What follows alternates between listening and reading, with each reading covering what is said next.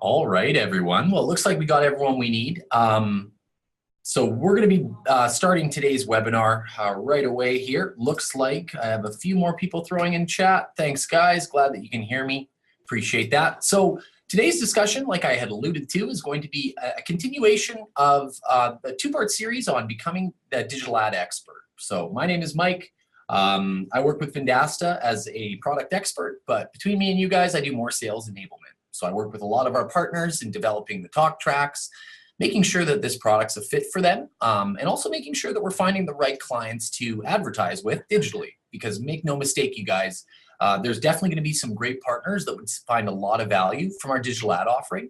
On the flip side, there'll be some clients that might not be tall enough to ride the ride. So, half of our discussion from last week was simply qualifying those types of clients, how to set that right expectation, how to develop a talk track that'll allow you to get month-over-month renewals, which is the end goal for us in the room, because when you guys have success, we have success.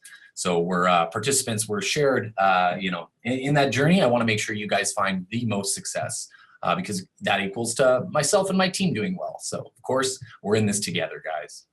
So just so you can kind of put a name to a face here, let me advance my slides. Like I mentioned, my name is Mike Vossen. Of course, it's a very flattering picture of myself. My parents always used to tell me I have a face for radio, and knowing that I had the webinar today, I dressed up exactly as I am in that picture. So, hey guys, my name is Mike, and we'll be talking a little bit today. But, I don't want you guys looking at me like I talked about. I want you to review the decks that we're showing you. So I'm going to pop this bad boy off, share you, and we'll start this discussion right away. So, wanted to let everyone on the call know as well, there will be a period for questions at the end of today's lecture. So if you have any questions, any and all, questions, maybe if it's something that you're struggling with or a client that you might have trouble with, or how to position each of these products, throw that in the chat or in the Q&A. And for everyone who has a little bit of extra spare time following today's discussion, I'll be handling those questions personally. So feel free to throw those in as you get them, and I'll make sure I hit those nearing the end of today's discussion. So as I've mentioned a few times, I don't need to say it again, today we're talking about digital advertising. And specifically, we're going to talk about each of the mediums that we're utilizing today, some of the tools and tactics that we're using to find success for our partners and their clients, and kind of a little bit of a look behind the curtains on what work gets done on Vendasta's end in order to be able to exceed expectations for your clients, so you guys look like the hero. So we'll talk a little bit about all of those things today. Really to kick off our discussion, I always like to bring it back to the fact that digital advertising is becoming increasingly easier for our SMBs to do themselves. So looking at things like Google AdWords Express, or looking at the, I would say, very ease of use when it comes to using things like Facebook Ads Manager, or even in some cases YouTube and LinkedIn, advertising is, relatively easy for our SMBs to get used to and to be able to advertise for themselves. However, what we're noticing is that, these advertisers, although they can do it themselves, are still looking for a professional digital ad expert to run, optimize, report, and ultimately be able to convey the value of that campaign to them. And in my mind, this is because although digital advertising is easy for our SMBs, each of these mediums, Facebook, Google, in some cases display, YouTube, things like that, have made it quite easy for them to advertise on their own behalf. However, it's difficult to do so in a successful manner, trackable manner, and by being able to show proof of performance. So while they may be able to do it themselves, what we're learning is that digital ads is time-consuming, challenging, in the sense that it's really tough for them to figure out what works best for my brand with my specific needs or objectives, and how do I convey that in the reporting I'm receiving, or how do I ensure that the ad dollars are being adequately spent at those ideal target audiences that I'm trying to capture. And of course, that's where we all would stand in. I can see quite a few familiar faces on the participants list today, some current partners. I know some prospects out there as well. So digital advertising with Vendasta basically stands as a tool to give you and your sales staff that expertise, certainly that fulfillment work. We do quite a bit of that, but also to give you the insights on the reports we're providing you so that you can be that local ad expert. Because at the end of the day, that's going to give you much more business than simply walking in at the end of the month and giving them a report saying, yep, things went well. What clients want to know is what went well, what didn't do so well, and what are we looking to do or change in order to make sure that, the next month is better than our last. And that's, our number one objective in the room here whenever we go to launch any digital ad campaign. So leave it to Vendasta to take care of all of these, elements of your online marketing mix and to build you into that ad expert. And that's a little bit about what we're going to talk about today. So digital ads can be viewed generally as either platform focused or strategy focused. I would say generally speaking, and I'm painting with a broad brush here, you guys, but I would say generally speaking, people who are new to digital advertising or maybe not as familiar with the ins and outs, of what medium to use and why, are going to sell very heavily into platform focused. So I know down here I have it written that there's a high level of technical expertise, but that's dependent on the partner. I know a lot of people will come to me and say, hey, Mike, I want my clients' ads on Facebook. Well, why do you want your ads on Facebook? Well, I think my target audience is there, and I think they're ready to make a purchase if they see an ad on Facebook. Well, that's a fair assessment, and it very well may hold some validity. However, where I would look at that problem is say, well, how about we follow your client wherever they go? And how about we optimize, adjust, or make changes to the campaign in order to serve ads at those audiences who are most likely to take that action, no matter where they are, whether that's on Facebook, on search, on regular websites through display, or maybe through sponsored advertorial. So maybe we just need to educate them a little bit to lead them up to the point of purchase. So I always try to start my discussion on, well, are you looking at a specific platform, or are you more looking at a strategy or an objective? And I always think, as far as I'm concerned, what really makes us sticky or what really gives us a lot of worth in a client's eyes is being able to drive those objectives that a client would find valuable from their ad campaign. So ours is very much so a strategy-focused, I would say, offering. However, of course, we will handle any platform-focused campaigns you'd like. And again, getting into kind of the high level on what Vendasta does, of course, all of your campaigns are managed by our in-house strategy team. So I have a team at our disposal that we can leverage based on your client's objectives or chosen platform. That means I have Google certified members, people who have been trained by Google to sell ads on Google networks. On the flip side, I have people who are doing things like our Facebook campaigns. Well, my Facebook team is Blueprint certified. And if you don't know what Blueprint certification is, I'd strongly encourage you to take a look at that online. It's quite strenuous. You have to actually write the exam with an invigilator watching you through your webcam. You have to show them taking your cell phone out and putting it on the ground behind you, and someone physically, I shouldn't say physically, but they watch you through the webcam for the entirety of that exam. So it's, I would say, quite strenuous, and there is costs associated to it in the hundreds of dollars to take that certification course. So the beauty of utilizing our team is now your fulfillment team is totally Google certified, Facebook certified. We certainly have the scale, scope, and I would say proven, best practice over the hundreds of campaigns we run every day. So half the benefit to you guys is that I can leverage that insight, that knowledge on what works well for, say, a real estate client in Mississippi versus maybe what works really well for a professional service vertical in, say, Toronto, Ontario. Those are the insights that we're able to provide you guys, as well as reporting, expertise. There's a litany of other things we could talk about in today's call. However, we have a pretty short window and I have to get in a lot of advanced topics today. So I'm going to keep moving on. But just so you guys know, that scale and scope is at your disposal. That expertise is readily available the moment you decide to launch an ad campaign with us. So the four major platforms that we're utilizing today are search advertising. This would take the form of Google Search Network. In some cases, we use the Google Display Network. However, more often than not, we leverage through our display offering right next to this. We have about 250 exchange networks we buy onto. So these are what would be defined as trade desks, or could be considered auction houses, as it were, where they have lists of websites from about 1,000 to 100,000 that they're actively buying ad inventory on. So we have 250 of those. So, when you think about it, that's an absolute monstrous list of websites that we can show your message to at that ideal audience. So search, display, of course, we're using a lot of Facebook ads nowadays. So Facebook, Instagram, of course, those go part and parcel as Facebook owns Instagram. We're leveraging a lot of different Facebook campaigns, and I'm going to go into the details of that a little later on. And then lastly, YouTube advertisements. What's not mentioned on here is something that we're just recently launching, which is called native advertising. And the premise of that is it's simply paid for advertorial online.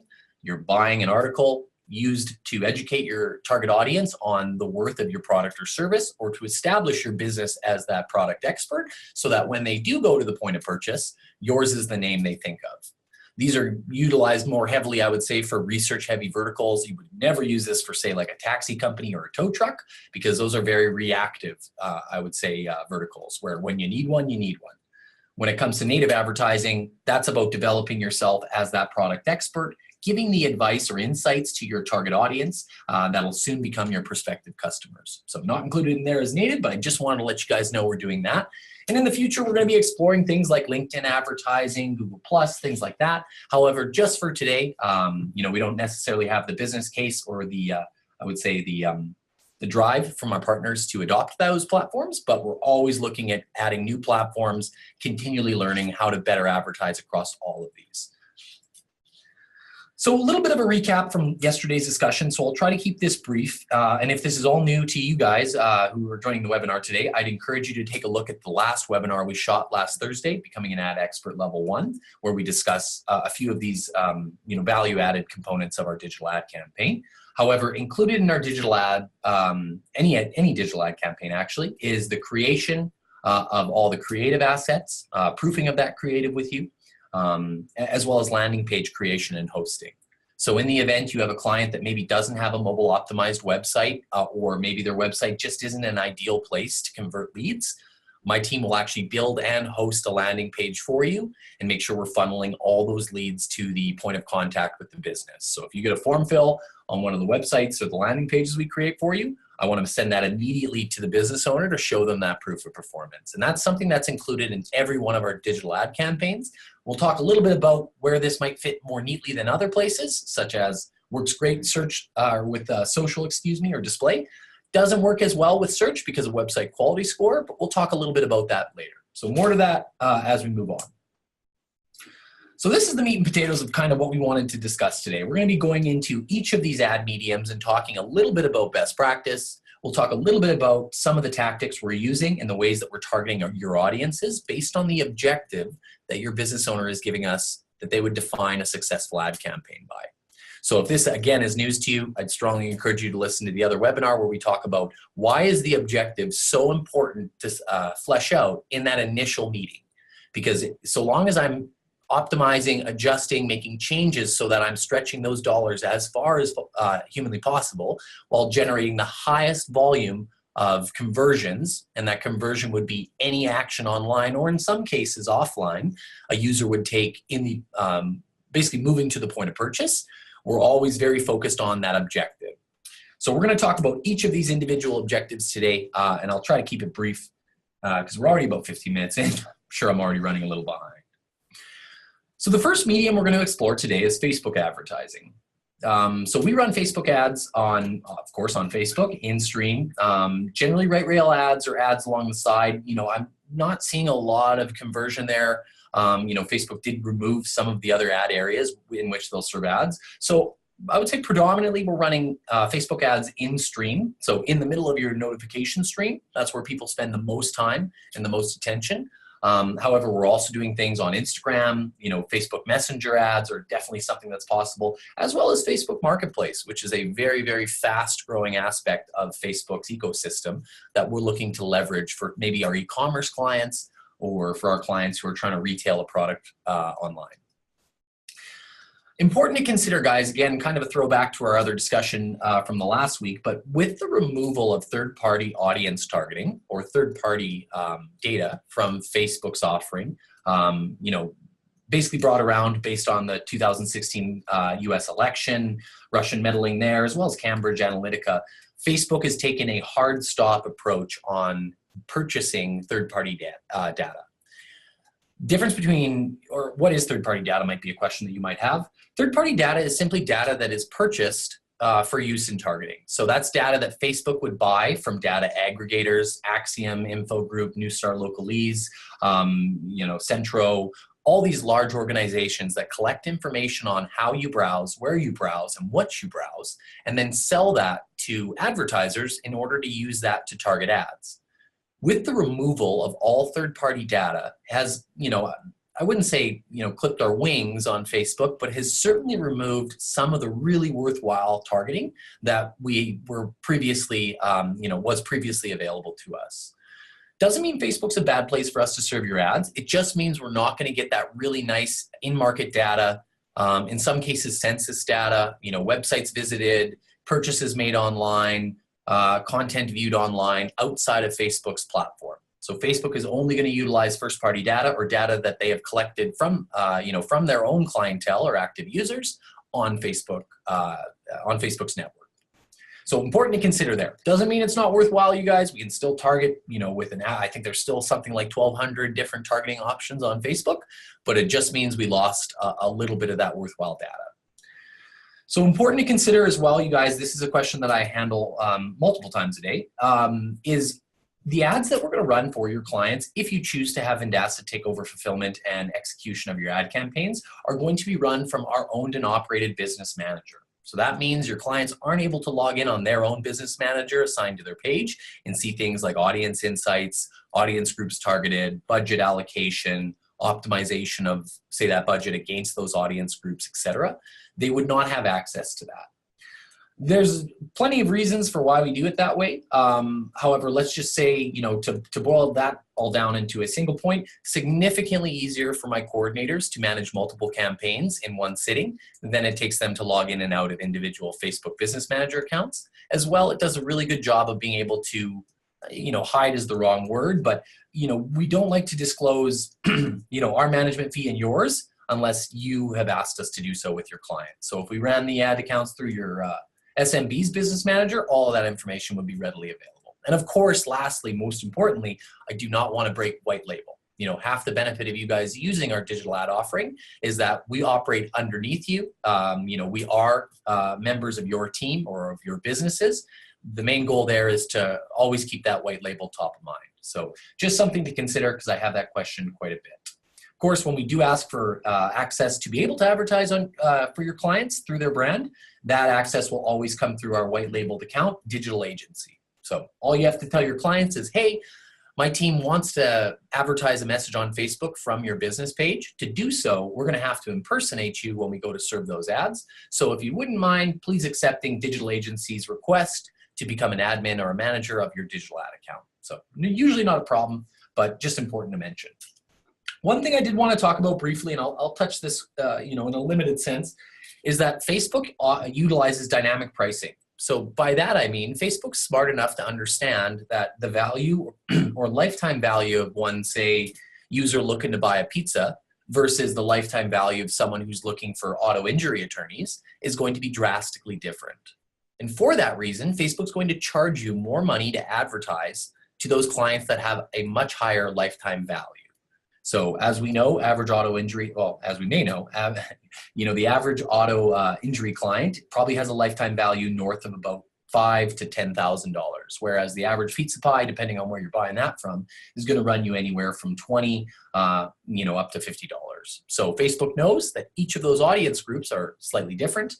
There's different value associated to it, so they're going to charge you to advertise to those more high net worth clients. So another point that I just want to build in there, because I always get a question of, well, can you give me an impressions calculation on how much this budget will get on Facebook? Very difficult to be able to give you that answer in the sense that Facebook utilizes dynamic pricing. But moreover, I would say, we're not really looking for impressions unless you're looking at branding. Throw back to our other discussion. But unless you're looking for branding, impression counts aren't what you're interested in. Your client's interested in how many users are going to leave their lead information, or how many sales am I going to make this month, or things along that nature. So an impression count really doesn't tell them very much, but it's probably simply a tactic or a tool that they've utilized to understand how much am I getting from that ad spend. So I always try to shy away from giving any kind of impressions counts on Facebook based on the objective of the campaign. Lastly, as I discussed a little earlier on this slide, targeting options are still there. So again, as mentioned, we still have about 1,200 plus targeting options available and at our disposal. As we know, Facebook, people self-identify quite a lot about who they are, what they're interested in, what topics that they find value in or that they're currently reading about. things along that nature are still very much so part of our targeting options that are available to us. However, there were a few of those third-party audience groups we're no longer able to target. Targeting options on Facebook still is demographic, interests online, pages they like, current page followers, of course, and then the friends of followers. We can get pretty granular still on Facebook's network, again, because people self-identify the things and topics that they find value in. I also get a lot of questions on custom audiences, lookalike audiences, remarketing, things like that. Of course, all of those tools are at your disposal at no extra charge when you do choose to run a Facebook campaign through us. Custom audiences, just for you guys' knowledge, really, to develop those, we recommend having about 1,000 unique visitors or unique devices hitting your client's website in a month to develop a really strong custom audience. I can do it with less, but it's much easier if I have, I would say, an ample audience group to develop that custom audience off of. Because you got to think, if there's 15 people on your site, I need to develop, I need to kind of extrapolate, these 15 people are around this age with around this interest. I want to target those people who look just like them, but maybe have never been to my page. It's going to be really tough to kind of get a real holistic view on who that audience is off of 15 website visitors in a month. I'll probably have a much more granular view on who they are if you have 1,000 people on your website each month. Just gives me a bunch more data points to be able to work off of, means that we're able to show that success much sooner and at a faster rate. So just some best practice for you guys there. And then lastly, lookalike audience, very similar. Lookalike audience is kind of an offshoot of a custom audience. And of course, we're working with those quite heavily. So lookalike audience would take a user that's on your website. I always describe this as finding your digital twin online. So if 45% based on, say, the audience information you're collecting through Google Analytics or based on the clients that you're noticing are on your Facebook page, that 45% of those users are males between 25 to 35 with an interest in X, Y, and Z. I'm going to look for everyone who looks like that user, a male 25 to 35, with some combination of those interests that has yet to be to your website. Because of that, to you as a net new client, we know based on all of the information that we're collecting on our audiences, they're the most susceptible or the most likely to take that action online. So they would be, in essence, your low-hanging fruit. They'd be highly qualified audiences that are a candidate to see our message. Maybe we bid more aggressively to those users. Or maybe we offer them a specific promotion as we know that they're much more likely, to take that action online. So these are some of the tools at our disposal and certainly something we're leveraging for our clients, or our partners and their SMBs. So getting into some of the specific types of campaigns we'll run, of course, you guys, I'll preface this discussion by saying we're continuously learning about how best to use these campaigns, continuously learning of the new advancements in this space, learning the different types of campaigns that Facebook is almost on a monthly basis rolling out. So the beauty, again, of utilizing Vendasta is that, all of that, I would say, industry expertise, all of that continued learning is handled by our team. So you don't have to worry about what's happening with Facebook and, what's the newest ad style out there that people are really sinking their teeth into. Leave that to us to handle on your behalf, because we're always abreast with the industry on what's the most recent, most relevant, hottest style of ad out there. And we're continually learning. It's definitely a large part of my job here in the room. So to get a little more granular into each of these different styles of campaign, we're going to talk generally about some things like these likes campaigns, but we'll get into some of those more lead-focused campaigns. And again, what I really want everyone to start thinking of is these campaigns are distinctly tied to an objective or a conversion, what we would call a conversion, that a business owner would use to determine the success of his campaign. So if I'm an SMB, Mike Shoes, and I'm saying, listen, I'm new to the city. No one knows that I offer shoes here. I'd like people to be aware that I'm, the preferred shoe retailer. I carry these brands that maybe no one else does. Well, that's probably where a likes campaign would come in handy.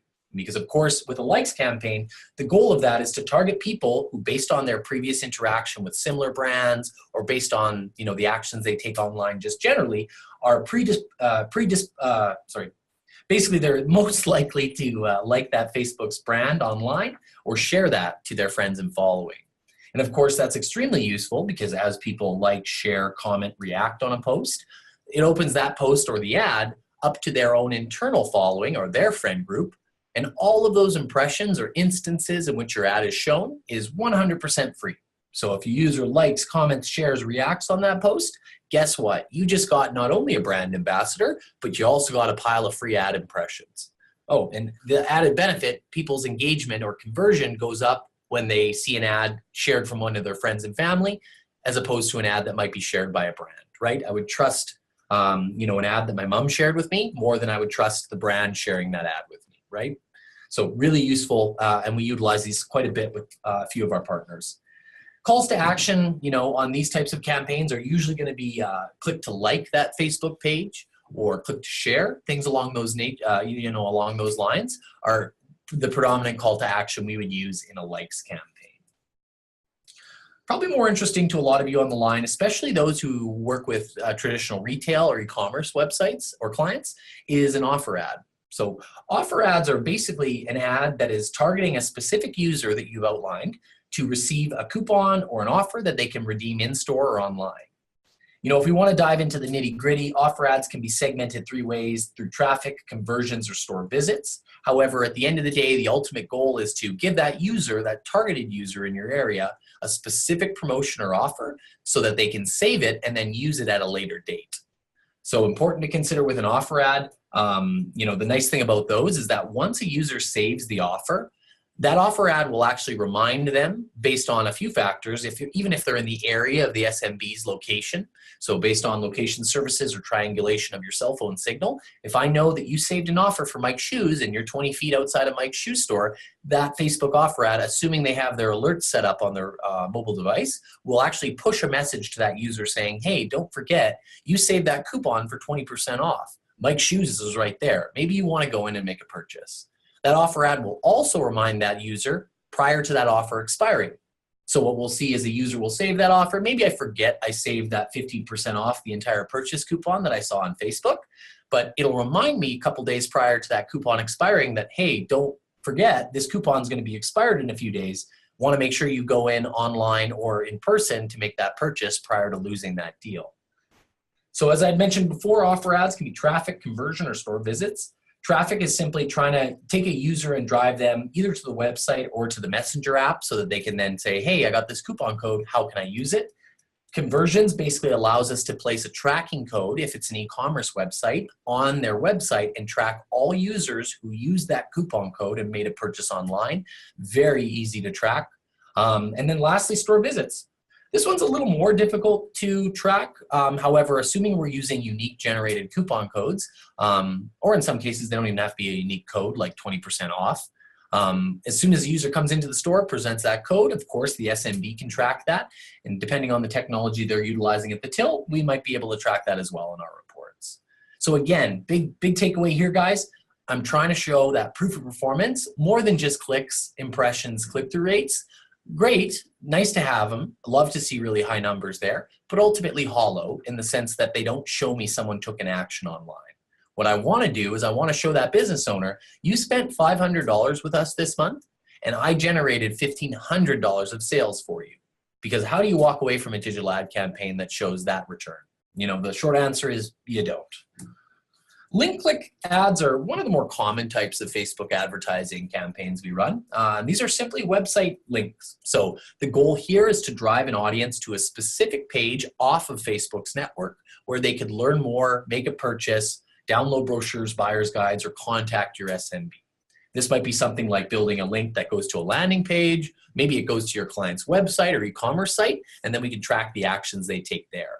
But with a link click ad, all of these different ad campaigns are optimized to generate the highest return based on the spend. So in this case, they're not going to look at people who are most likely to like a page or most likely to save a coupon. They're going to look at who will click on a link at a higher rate than, say, majority of those other audiences in that area of your targeted audience group, of course, who has the best possible chance of engaging with that and going to the website. And it's going to optimize towards serving more ads at that audience, instead of the audience that generally would just skip past one of these ads.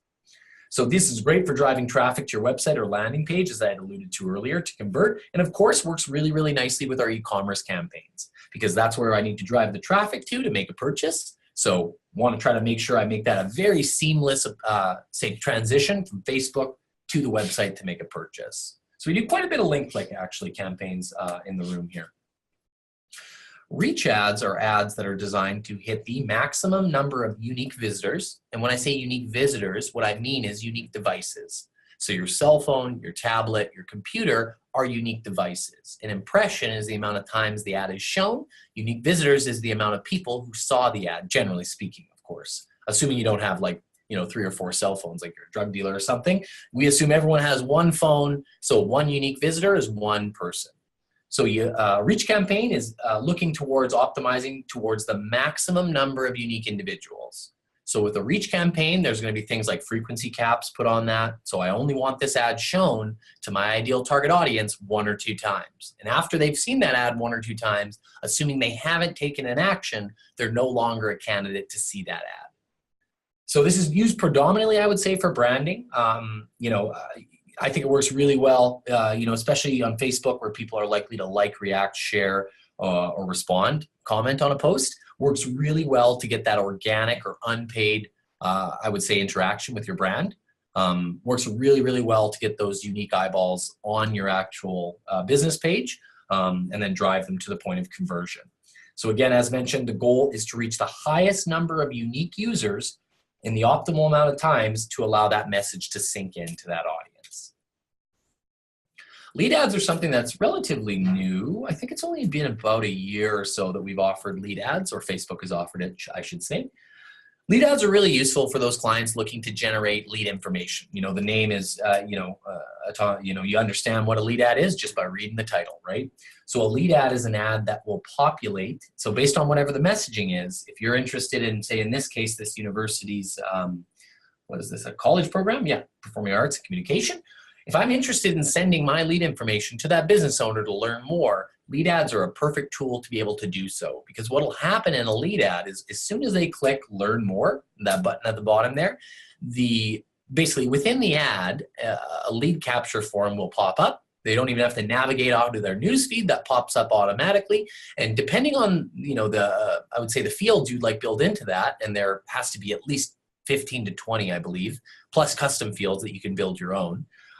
In those fields, it'll actually auto-populate as many of those fields as it can. So name, email address, number, already going to be populated in that field. Client doesn't have to enter anything. It's already going to pull that up because it's attached to their Facebook account. So this is great for prospective customers that are looking for things or looking to showcase things like price estimates, newsletters, product demos, test drives, or simply just want to capture that name, number, contact info so they can reach out at a later date and give that white glove service. And we're certainly seeing a lot of value from some of these lead ads that we're running right now. So that kind of takes care of, I would say, more of the general style of Facebook ads. There are a few I didn't touch on. However, suffice to say, you guys, we're doing just about everything under the sun when it comes to Facebook and Instagram advertising. And I did not mention it earlier, but a lot of these ad campaigns can be replicated on Instagram. So there are some that are specific to Facebook. However, a lot of these you could say, listen, I want this ad on Facebook and Instagram. No problem. That's a check of a box. Those ads are going to be delivered across both of those networks. Wanted to discuss quickly, because we already actually have a webinar that's out on this. It was an hour long that I led maybe a month or 2 ago on dynamic Facebook auto ads. So, if you guys are working with an auto vertical, feel free to, answer a few emails in the time being, because this might not be valuable to you. But for those of you who are dealing with automotive, this will be quite worthwhile. However, if you do want a deeper dive, much more than I'll talk about today, I'd encourage you to look back on our webinar section and pull out this one from the deck. Or from the stack, because it definitely went in a lot more in detail into how these work. Long story short, Facebook Dynamic Auto Ads is a product that's distinct and I would say not necessarily exclusive, but there's only a handful of people out there that are utilizing this type of ad campaign on Facebook. So we do have I would say a core advantage there.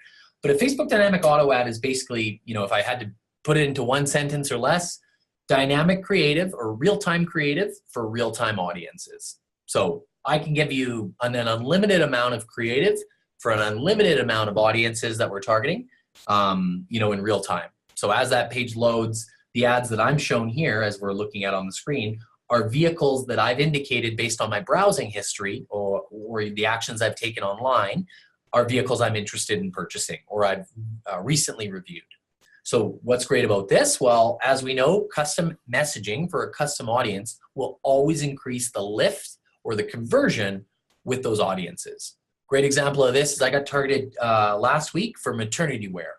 Well, as a late 20-some male, I really have no use for maternity wear. So that was poor ad placement and targeting. So of course I'm never going to click on it.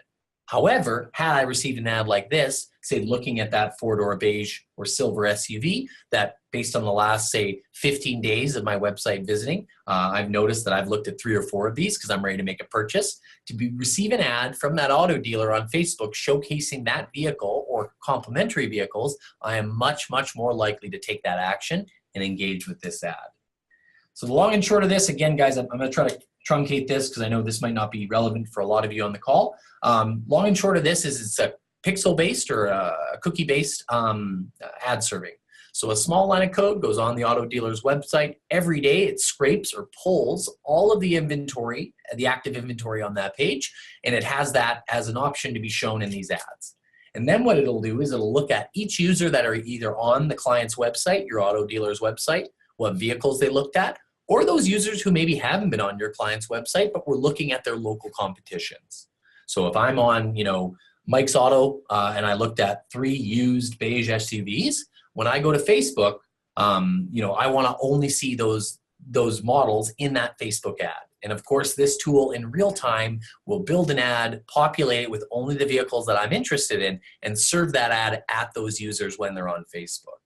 So this is a pretty new advancement, you guys. Before, back in the day when I was selling ads 6 years ago, I needed to tie up a graphic artist team for about a week to develop anywhere from, say, 30 to 60 different ad creative. Extremely tedious and time consuming. Using this tool, it's 100% automated. So that ad creative is built in real time, showed to audiences based on their previous immediate browsing history.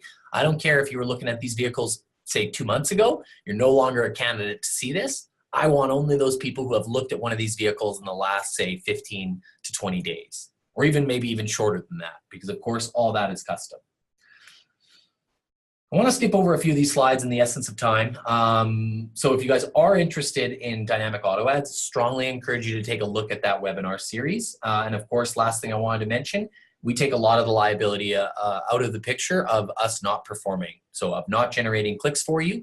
We basically, for lack of a better word, we guarantee that you're going to get at least 700 and around 50 clicks for about $1,000 spend. So that's great for some of our clients because guess what, you guys, at the end of the day, the buck stops here. If I'm not generating $750 or 750 clicks, I'm going to have to continue serving ads out of my own pocket to ensure that I generate that for your clients. So, the liability kind of goes out the door there.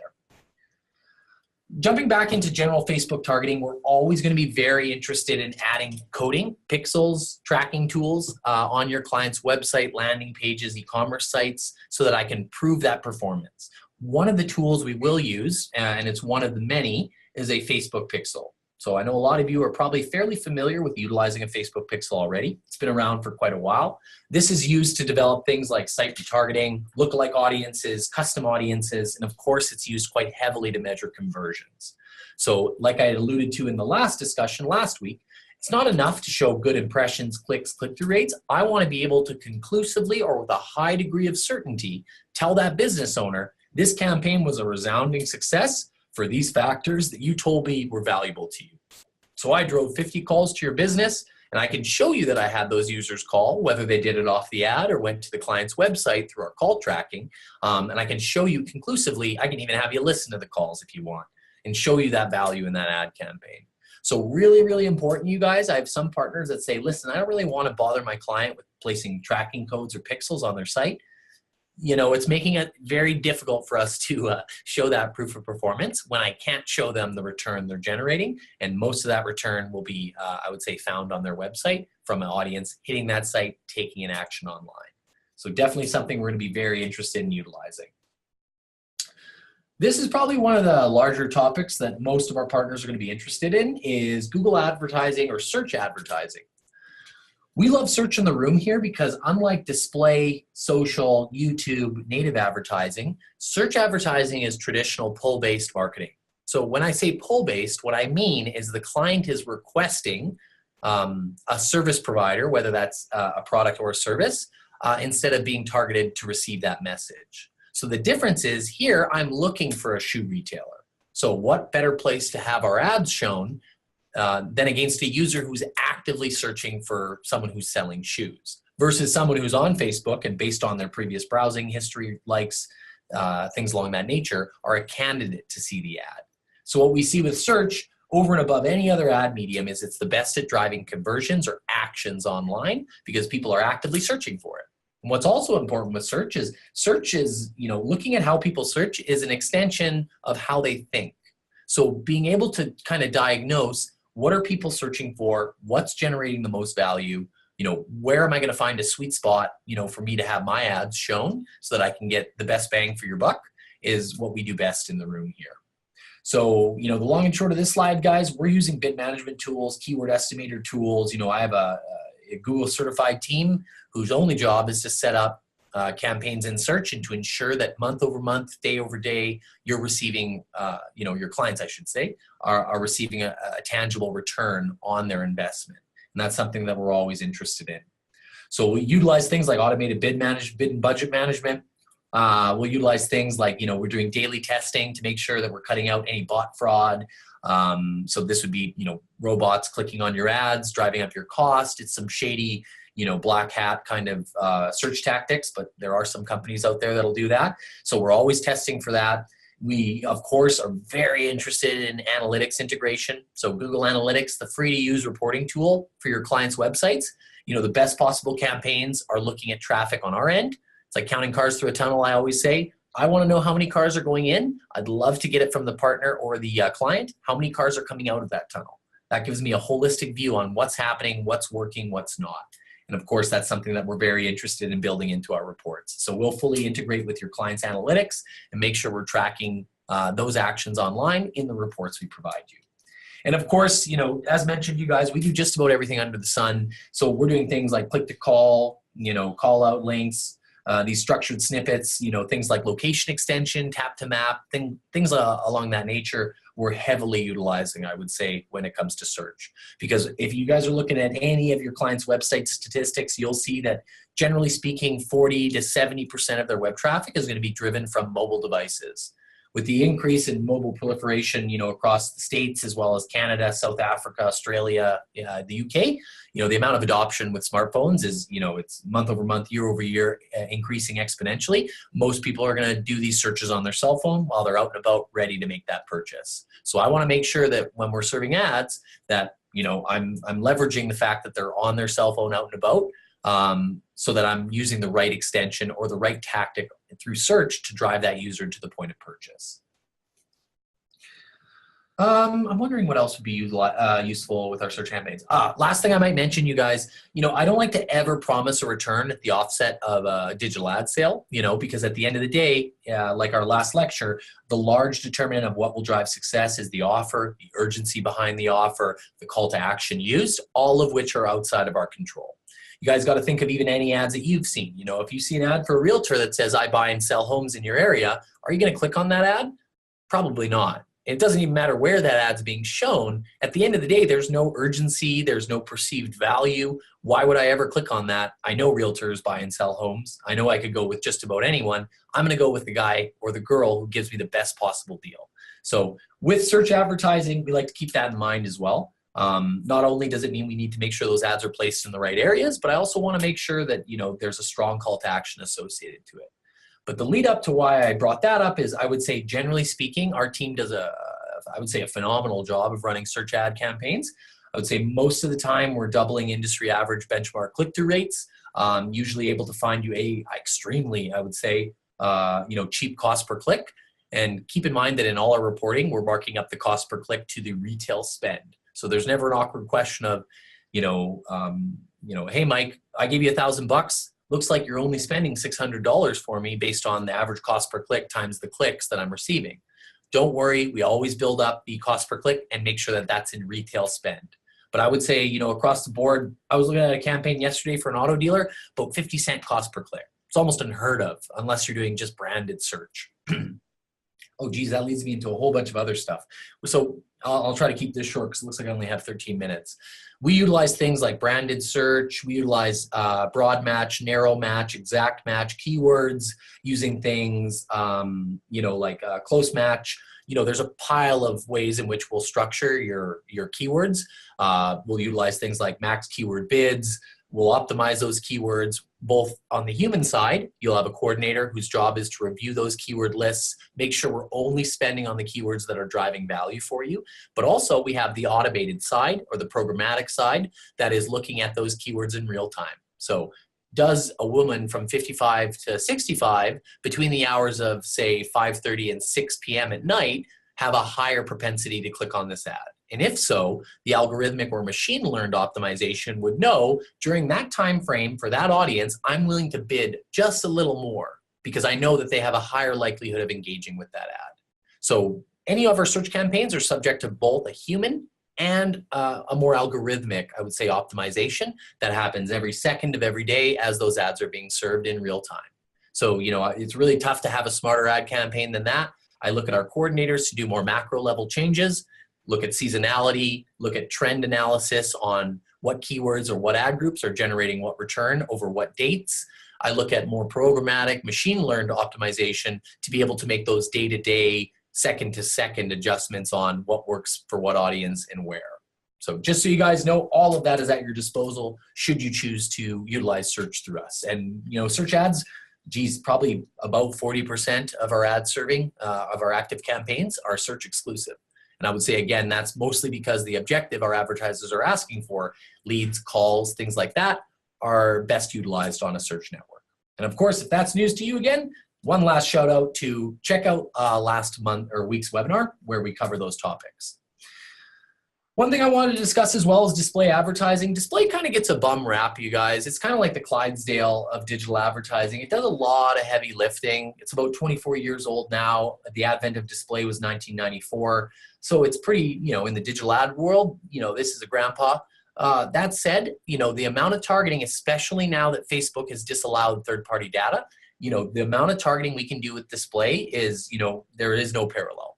So targeting with display is extremely granular. You guys might remember we discussed this in the past, but we collect data on our audiences monthly in terabyte-sized data clusters. A terabyte is 1,000,000 gigabytes. An hour of Netflix standard definition video is about 1 gigabyte. So when you think about the audience data we're collecting that is in the millions of gigabytes, you guys, this is an absolute wealth of data that we can utilize and target to ensure that we're only showing the ads to that user that maybe has viewed, in this example, maybe an ATV dealer in say the last 15 days, 15 minutes, and in some cases 15 seconds. So I want to make sure that our ads are hyper targeted to that ideal audience. One thing to consider with display, display has notoriously poor click-through rates. In the States, 0.08% click-through rate. In Canada, 0.14% click-through rate would be considered industry average benchmarks. You guys, that's abysmal. You wouldn't use display to generate 60 calls to your business, but you would use display to make sure that your message is targeted to that exact audience that you want online and to try to hit them with a message so, I would say so much so that that message kind of sinks in. I guess I should quickly discuss that display are ads that you would see on any website. Generally, they take the form of an ad, let me pull this up again, across the top of the page, leaderboard, an ad on the side, big box, that's your workhorse right there. You have things like tall blocks, skyscrapers, banner ads, and mobile devices. We're doing just about everything, you guys. And of course, the beauty of our offering is that we'll build that creative for you. We'll proof it with you. You don't even have to have a graphic design team. Leave that to us. We'll execute for you and make sure that we're serving the ads at the right areas. Display advertising is also interesting. I know I talked a lot already about some of the targeting, but I'll try to rattle through these for time's sake. But we do things like geo-targeting, so state, city, zip code. If you want an area, say a new housing area, and your client is a, say he's a interior designer. I only want my ads served in this new area where there's a lot of new houses coming up. Give me the list of zip codes you want those ads served, and I'll make sure they're there. And as well, we do radius targeting. So a centralized point, business location maybe, in 5 miles of that business location. We also do something called geofencing. So we've talked about this in the past, and for time's sake, I'll try to keep this brief. But with geofencing, I'm looking at a few target zones. So you'll tell me, hey, Mike, this convention hall is hosting a convention this week for my business or service. I want my ads served into that exact area, into that building, and ensure that only the people seeing it are physically on that premises or are moving through. And then what I also want to do is I want to have a zone drawn around my actual SMB's brick and mortar store. And then I want to track not only how many people saw the ad, clicked on it, or even saw the ad and didn't click on it. I want to track all of those users who saw the ad in any of those target zones and then physically navigated into the store. You know, that's kind of targeting you guys and reporting that I was simply not, privy to. Say even 2 years ago, I couldn't do that for you. But nowadays I can track even offline actions like foot traffic to the store and able to show that proof of performance. Great for traditional retail, great for restaurants or any business where people would have to navigate into the business in person to make that purchase. So it makes it really easy for us to show our worth there with geofencing. That's just geographic-based targeting, you guys. And I don't want to get too deep into the rabbit hole with you today, but we're utilizing things like category contextual targeting or ads being placed on a site based on what's that site about. If I'm reading a site about cats and dogs and I'm a pet food distributor, perfect place for me to put my ads. That would be contextual level targeting. And we can do even things like keyword level targeting. Keyword level contextual targeting, excuse me, I'm tripping over my words here. That would be targeting content with terms relevant to your industry. So if I'm searching, looking at things like pet food, I want to make sure the websites I go to after that are showing my pet food ads. We do things like keyword search retargeting. So if I'm on Yahoo or I'm on, in some cases, Google or these other networks, I'm searching specific terms, what we can do is track and target users through display ads, not search, mind you, through display ads based on terms that they have been searching in the recent, say, 5 to 10 days. So I can make sure if you're searching for pet food on Ask Jeeves or in even in just a small blog site, I can make sure the next few pages you see are going to have our ad promoting pet food because I know you're looking for that. We also do things like, of course, site retargeting. So targeting users who have been on your site, behavioral, demographic targeting, interests, likes, in-market audiences, general audience groups, event targeting, so people who have been to an event in the last 30 days, and the list goes on, you guys. I don't want to get too detailed into it, but with display ads, the targeting is almost, I wouldn't say unlimited, but it is as granular as you could possibly get. Unfortunately, though, the click-throughs are going to be pretty weak. So let's use display to target that message to that perfect audience. Maybe let's look at search or Facebook to drive them when they get to those platforms to the point of purchase because they know who I am. They've seen my ad 6 times. So now when they go to Facebook or search, I'm going to be the name they're looking for. YouTube advertising definitely has its place in this mix. I like YouTube advertising for multiple reasons. I would say predominantly, though, due to the costing. YouTube is cost per view, which means that every time a user watches your video, so they're pre-roll videos, priced cost per view. So you guys have certainly seen this when you're on a YouTube video, you're given an ad, you're given the option to skip that ad after the first 5 seconds.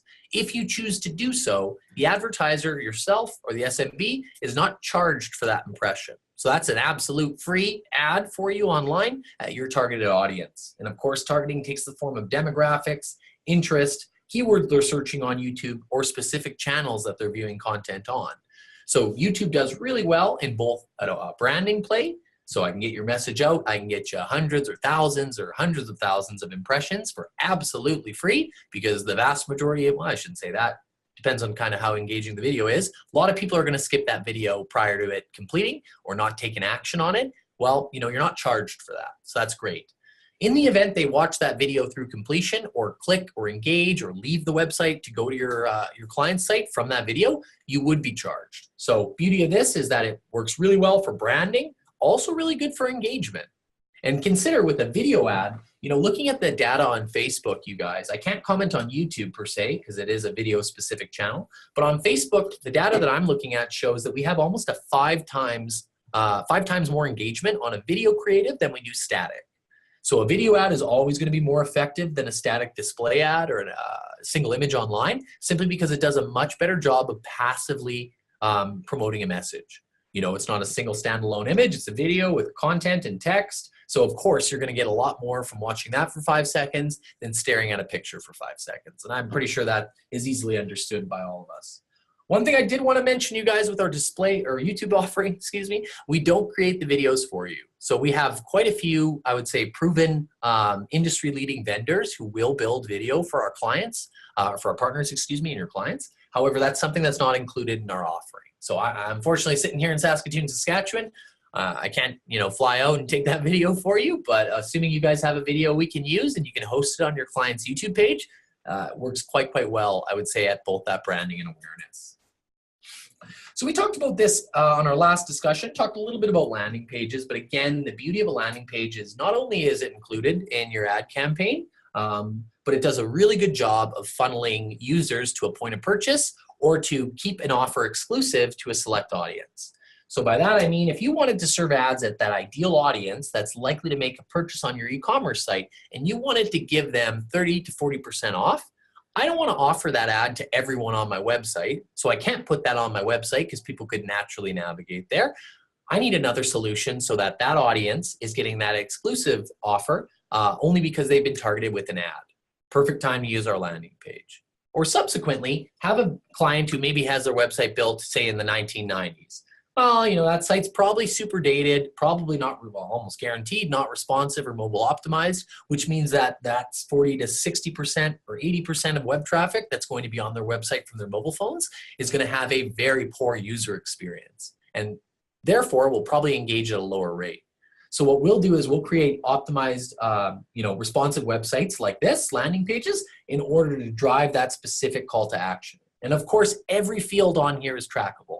So if I'm tracking form fills, website clicks, calls to the business, things along that nature, of course, all of this is included in your reporting. So I can show that proof of performance. And it's just another value add we bring to the table. Lastly, call tracking is something that we do like to utilize quite heavily, simply because calls are the probably #1 lead generator for our digital ad clients. You guys got to consider how you would browse online. If you want an answer to a question, are you more likely to submit a form, and wait 24 hours? Or are you more likely to tap on your phone, tap, a call now button and talk to that business directly? People want immediate gratification, guys, so let's give it to them. But moreover, I want to be able to track every one of those interactions so that come the end of the month, it makes your job absolutely painless to be able to go to that business owner and say, listen, you told me you closed 20% of all inbound sales calls. And you told me at the beginning of this campaign, so the average lifetime value of a client was, say, $1,000. That means for every call I'm generating, you're realizing about a $200 revenue. So if I generated, say, 60 calls, look at the return that I'm generating for you. So call tracking is definitely something that we include in all of our ad campaigns at no additional cost. So it's a local phone number, if possible. Of course, there are some area codes we do have trouble with. Sorry, friends in Alaska or in Yukon, Canada. It's going to be a little tough to get you your number, but certainly possible in most cases. We'll have a forwarding number that operates as kind of our first level of engagement. So if a user sees our search ad, tap to call, I'm tracking and reporting, and I'm recording in some cases, all interactions where a user would call that business. But I'll do you one better. I'll place a code on your website so that that code's smart enough to know if a user saw our ad, maybe didn't call off of the ad, they wanted to say, hey, I want to vet this client out. I want to look at their website a little more and make sure they're that ideal provider for that product or service I need. When they navigate to your website, our codes are smart enough to understand who comes to your website on their own volition or through organic search or through referral traffic, what have you. And it's more importantly, it's smart enough to understand that user saw my ad, say 3 times, and has now went to my website. So in real time, as the page is loading, that code's going to say, hey, listen, normal number, you step back, I got this. It'll populate where the normal number used to be. And then that user who had seen our ad and maybe not called from the ad but went to the website is going to be shown the call tracking number in real time. So the beauty of that is even if a user doesn't call based on the ad, they go to your website to maybe look more on or read more about you.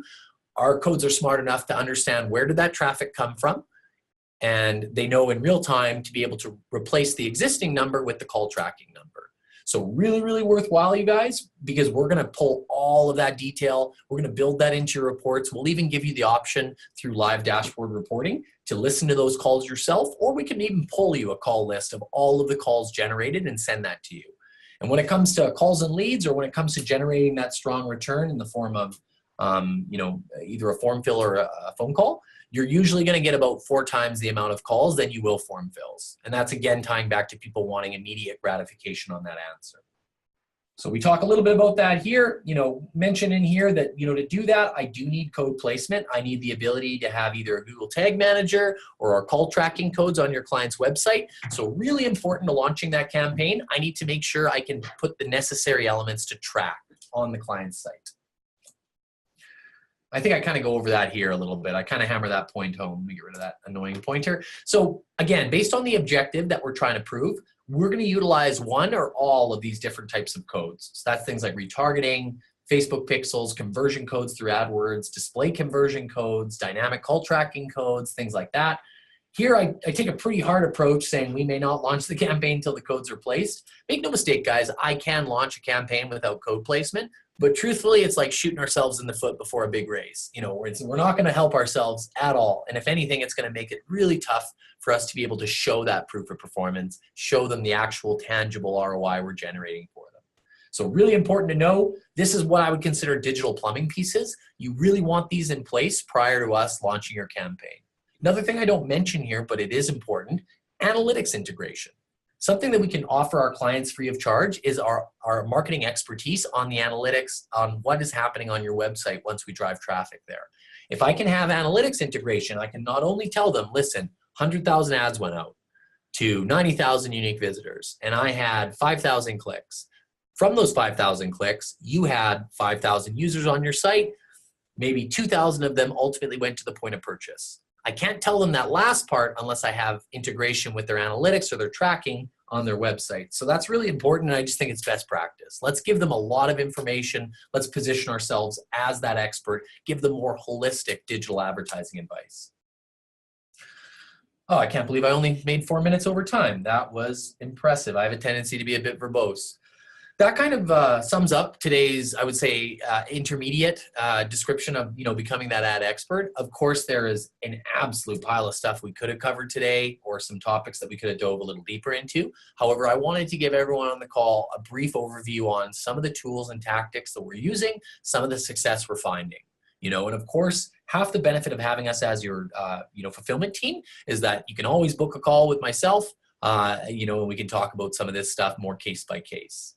That said, though, I would like to open up the floor to any questions, if you guys want me to go a little bit more into detail on any of these specific topics, I certainly have the time to do that now.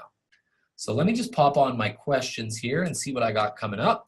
If not, you guys, and if you don't have any questions, I'd like to thank you for attending and look forward to seeing this webinar uploaded onto our YouTube channel as well as in our webinar section, but I appreciate your time. So it looks like I got a couple questions. James, yes, we are doing YouTube. So James was asking, but are you doing YouTube ads? Certainly are. And I can see he answered his own question below, so thanks, James. Do you have minimum purchases with our display ad campaigns? We do. So this was covered last week, but important to note, you guys, our digital ad campaigns have a minimum minimum wholesale spend. So what you're paying us of $500 US a month. Actually, that's US or Canada, I believe, a month. So minimum $500 a month for a minimum of 3 months. What we're noticing, you guys, back when we ran $300 minimums, I noticed our churn was going up, and it was just slowly creeping up. A lot of people would advertise with us for 3 months and decide, hey, I'm not seeing the value. I'm just not seeing any strong return. I'd like to take my budget elsewhere. Well, that's no good for you guys, and it's certainly no good for me or my job security. So what we've done is we've now moved the minimums up to $500. And I'm happy to say that across the board, across all of our digital ad campaigns, we have a retention rate of anywhere, I would say it's a little north of about 82, 83%. So the vast majority of our clients who choose to advertise with us are advertising with us month over month, year over year. They're seeing a lot of return, which is good for you guys. That's recurring revenue that you basically don't have to deal with, other than maybe dropping off the report every month with our insights and being that ad expert. You don't have to worry about the management or the execution, optimization, coding, any of that stuff. We'll handle that for you. But at that $500, I'm able to show a nice proof of performance, what we found generally across the board, across each vertical. That would be the minimum that I would look at launching a campaign for. If it's any less than that, you guys, I look at listings, reviews, claiming their Google My Business page, look at things like SEO. There's a lot of other venues we can go if the client doesn't have that spend. And it's actually, I believe, in our best interest to tell that client, listen, based on your vertical, based on ad industry where it is today, you know, it's going to be quite competitive for you to try to find a return with that small spend. Let's look at some other areas we can bolster your online presence that's not as pricey, you know, and I can still generate some good return. It'll just take a little longer. Let's see, what else do I got in here? I got James. Would love to learn a bit more about how you would want us to onboard a client with you. Do we do it by call or the dashboard? Are these slides hung somewhere on the web? So James, these slides will be made available to you. We're gonna have this, not the deck itself, but the actual webinar will be recorded and posted online. As far as an onboarding call, digital advertising is one of those weird, rare use, I would say, divisions in Vendasta where we actually don't do an onboarding call. My team, unless you guys are selling something like $100,000 of ads each month, my team actually won't talk to your client at all. You know, predominantly we're working through you to get codes placement, ads approved, assets collected, insights into keyword research, things like that you want, or keywords you'd like your clients known by. And the reason for that is we're trying to build you guys as that ad expert because that makes you much more intangible to that business owner. You're not just the guy who's coming and giving them a report each month. You're the guy or girl who's coming to him with not only the great report showing a strong ROI, but you're going to tell them based on the insights we build into your reports, you know, hey, Mr. or Miss Business Owner, this month we noticed, you know, our average search impression share going down. And I noticed that our cost per clicks are starting to creep up. And I'm also noticing that our average position is going up as well. This indicates to me that there's increased competition in the market, which means that we either need to increase the amount of money we're advertising with or get a lot more, I would say, a lot more granular on the keywords or the areas we're serving ads. That's all insight that my team's going to build into each of the monthly reports you receive so that you can position yourself as that digital ad expert, but we're going to give you all the tools and the talk tracks needed to be able to have those conversations. So as far as an onboarding call, all the onboarding is done through a order form. So you submit an order. I want digital ads, calls and leads, or I want digital ads, Facebook or display.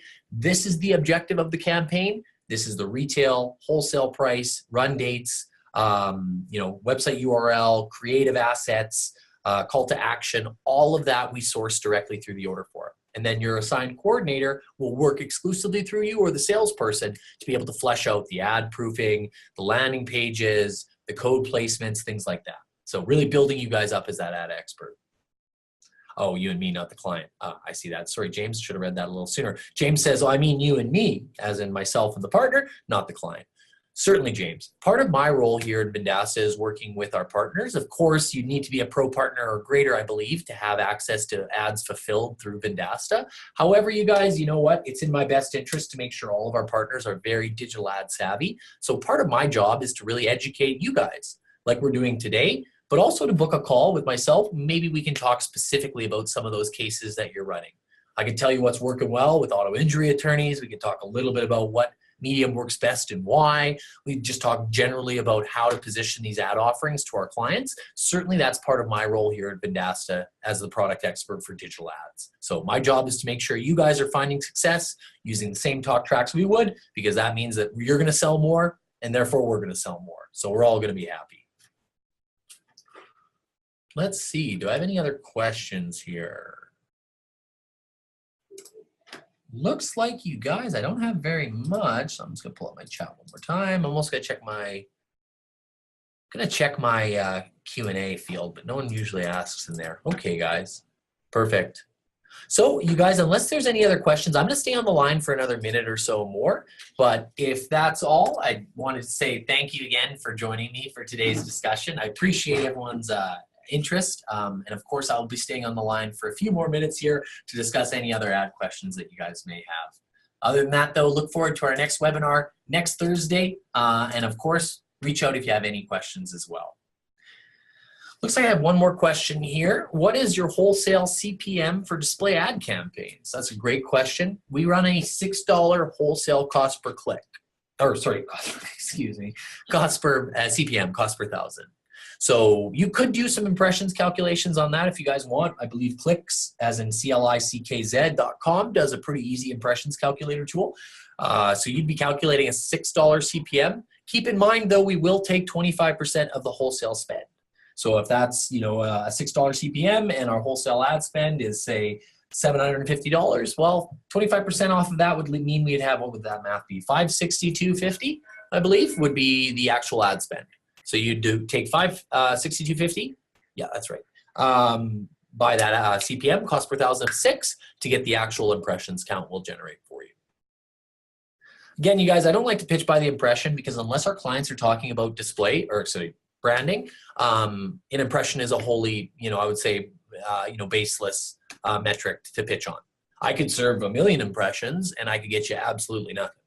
I could serve 5 impressions and sell 3 cars, or drive those users rather to the point of purchasing a car. An impression is good, and it's the way I used to pitch digital ads back when I was working at a major print conglomerate, because that's the way we talked about the paper, circulation numbers, issues being produced. At the end of the day, with digital ads, I'm not as concerned with how many impressions we're delivering. I'm more concerned with how many leads, calls, form fills, engagements online, actions taken on the client's website. That's where I'm more interested. Impressions are simply how many times we're going to show your ad. Okay, you guys. Well, I appreciate everyone's time, as I alluded to, or as I mentioned before. Thanks again, you guys. This webinar is going to be recorded and uploaded onto our YouTube channel, as well as our vendasta.com/webinars. So you'd always have access to this as well. And if you guys do have any questions in the future, you're always able to reach out to our Success on Demand team, who have quite a bit of knowledge, as well as myself. So you guys are more than welcome to book a time with me if you have some specific use cases that you'd like to discuss.